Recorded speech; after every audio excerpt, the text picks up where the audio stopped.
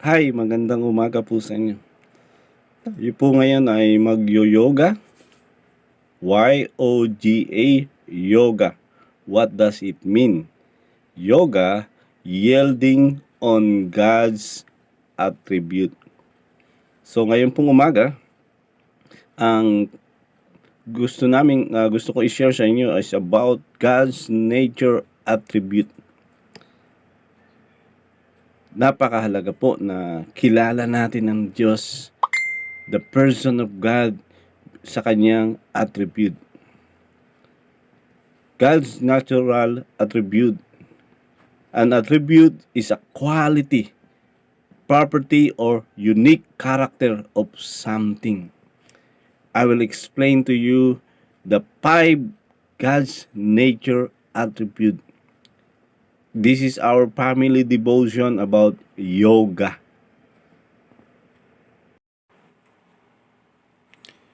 We reason that to God, He must possess certain basic qualities. These include the following. In yoga, yielding on God's attribute, number 1, He is eternal. To be true God, He must have neither beginning nor ending. An idol is disqualified, for it was made someone. Thus it had a beginning. In Psalms chapter 90 verse 2, the Bible say, before the mountain were brought forth, or even thou hands formed the earth and the world, even from everlasting to everlasting, thou art God. In 2 Timothy chapter 1 verse 17, now unto King, eternal and immortal. Cross-reference Psalms chapter 10, 102 verse 24, 27, and Isaiah 57:15. God is eternal. The second one, He is unchangeable. God is also constituted that He cannot change. It is found in 1 Samuel chapter 15 verse 29. And also, the strength of Israel will not lie nor repent, for He is not a man that He should repent. In Malachi chapter 3 verse 6, for I am the Lord, I change not. In James chapter 1 verse 17, the Bible says, every good gift and every perfect gift is from above, and cometh down from the Father of lights, with whom is not variableness, neither shadow of turning. Yoga, yielding on God's attribute. Number 1 is He is eternal. The second one, He is unchangeable. The third one is He possesses all powerful, all power, omnipotent. To lack this, He could not be God. Hindi siya pwede maging Diyos. In Genesis chapter 1 verse 1, and God said, let be the light, and there was light. Genesis 1:1, in the beginning God created the heaven and the earth, created power. In Genesis 1 verse 3, and God said, let there be light, and there was light, power by speaking. Man make our existing materials. God create out of non-existent materials objects that are good and perfect. Genesis 1:4, it was good. In the book of Job, if you have a Bible, on Job chapter 42 verse 2, I know that thou cast for everything. Job is speaking to God. And Psalms 33 verse 9, for he spake, and it was done. He commanded, and it was stood fast.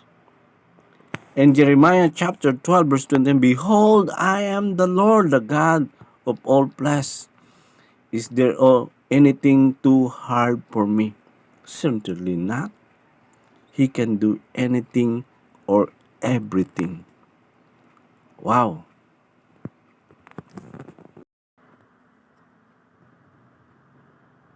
Number 4, of God's nature. He is present everywhere at one and the same time, or in other words, omnipresent. And Psalms 139 verse 9, whither shall I go from thy spirit, or whither shall I flee from thy presence?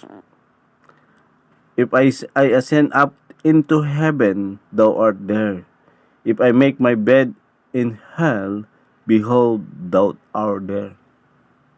If I take the winds in the morning and dwell in the uttermost part of the sea, even there you shall thy hand leads me. In Isaiah 23 verse 23, you said, am I a God at hand, said the Lord, and not a God afar off? That's nature of God. Number 5, He has all knowledge, omniscient. Nothing is hidden from the Lord. Can you imagine? In 1 Chronicles chapter 28 verse 9, the Bible say, know that the God of thy father, for the Lord searches all hearts and understandeth all the imagination of the thoughts. In 2 Chronicles chapter 16 verse 9, for the eye of the Lord ran to and from throughout the whole earth, to show himself strong in the behalf of them whose heart is perfect. Wow, galing. In Psalms 94 verse 11, the Lord knoweth thou the thoughts of man. Wala talaga na may tatago. In Daniel chapter 2 verse 20, blessed be the name of God forever and ever, for wisdom and might are his. In Job chapter 42 verse 2, no thoughts can be withholden from thee. In Isaiah chapter 40 verse 28, there is no searching of his understanding. Wow! Nakikita talaga ng Panginoon ang lahat ng bagay. You know, that's our yoga. Yielding on God's attribute. I would like to summarize again the God's nature attribute. Ulitin ko, God's nature attribute. He is eternal. The second one, He is unchangeable. The third one, He is omnipotent. And the fourth one, He is omnipresent. And number 5, He is all knowledge, or omniscient. I hope you enjoy our yoga as part of our family altar every night. God bless you. Thank you so much. Can you share? Can you share it and watch this every time that God is our eternal, unchangeable, omnipotent, omnipresent, and omniscient. God bless you. Thank you for watching.